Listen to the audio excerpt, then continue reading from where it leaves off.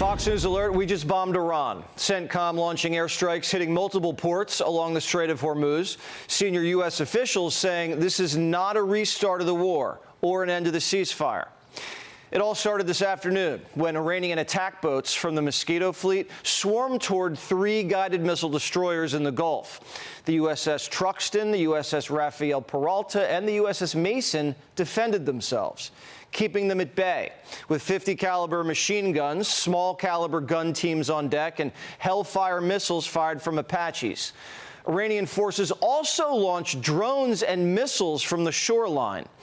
This was a pretty intense and sustained barrage, so the United States responded forcefully, launching airstrikes, targeting Iranian missile facilities responsible for the attack, hitting missile and drone launch sites, command and control locations, and intelligence, surveillance, and reconnaissance nodes. Central Command said the Iranian attacks were unprovoked, and we responded in self-defense, adding that not a single American ship was hit. Central Command says we don't seek escalation, but we remain positioned and ready to protect American forces. ABC asked the president if the ceasefire was over, and he said, no, ceasefire's still on. It's just a love tap. The president later writing on Truth Social that the Iranian small boats were completely destroyed, Iranian missiles were easily knocked down, and drones were incinerated while in the air, and they dropped ever so beautifully down to the ocean, very much like a butterfly dropping to its grave. The Iranians claim it was tit for tat. Yesterday, an F-18 Super Hornet lit up an Iranian tanker with machine gun fire when it tried running the blockade and turned it around back to port. The president says the 3 destroyers successfully transited out of the strait and will join the blockade. And the Wall Street Journal's reporting that Project Freedom is still in play. It was paused for diplomatic reasons to help with the Iranian negotiations and because of an airspace dispute with the Saudis. But it's all patched up. And the French and British navies are apparently on their way to help with escort duty when needed. The president said earlier today a normal country would let boats sail peacefully through the strait. But Iran's not a normal country. Some of these Persian pirates are still trying to charge tolls. They're screaming into loudspeakers at tanker traffic, pay up or we'll shoot. The Iranians even clipped a Chinese vessel in the strait this week. With friends like these, I don't know. Some ships are just going dark or flipping their flags and sailing through anyway because it's gotten ridiculous. The administration's going to take the Iranian hostage crisis in the strait to the UN and put the Russians and Chinese on blast. This should be a simple demand: the removal of mines from an international waterway. You cannot exact illegal tolls.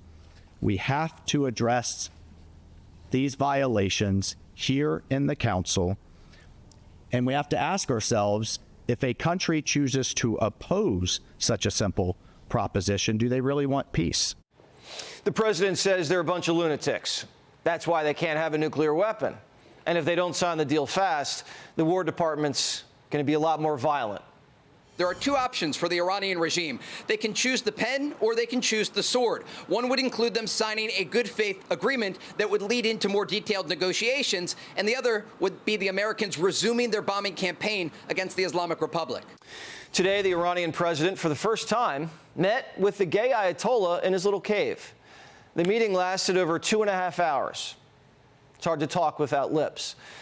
The key sticking point to the deal is that Trump's driving a really hard bargain. The president's demanding that the regime hand over their entire uranium stockpile, close up all their nuke facilities, and don't enrich, not even a little, for decades. Iran, and this is according to the New York Times, is countering that they'd like to give the uranium to a third party, potentially Russia, and they want an enrichment freeze for 10 to 15 years. But Iran's on a deadline, and they know it. It looks like they've likely already cut back their production, maybe by 400,000 barrels a day. They'll likely continue to ramp down their production as their storage fills and their inability to export oil. If their oil wells pop, the country's ripe for a revolution. The regime's already getting antsy. They've been going on a protester execution spree. Brent crude dropped below $100 a barrel for the first time in 2 weeks today. And corporate America just had its best earnings season in 20 years. Gas prices are high, no doubt about that. But many people believe it's worth it to get a good deal. A Harvard-Harris poll has 2/3 of voters saying the president shouldn't settle for less at the negotiating table. Over half of Democrats agree. And the president's hold on the party, still rock solid. Donald John Trump. He absolutely still has the juice. And when you're a Republican and you go against Trump, you get voted off the island. I always love Survivor. And in this particular case, what we saw in Indiana was you go adios amigos, goodbye, see you later. And to me, that is emblematic of what we see nationwide with Republicans. I think there's this myth that's going on right now that, oh, Trump is really losing support among Republicans. But compared to other midterm cycles, he's just as popular with Republicans as he has ever been. You know who else is getting pretty popular? Marco Rubio. His stock's on the rise, so he's been dispatched to the Vatican to make peace with the Pope. It has the seal of the State Department, so what to get someone who has everything. The Pope doesn't have everything. He doesn't have world peace.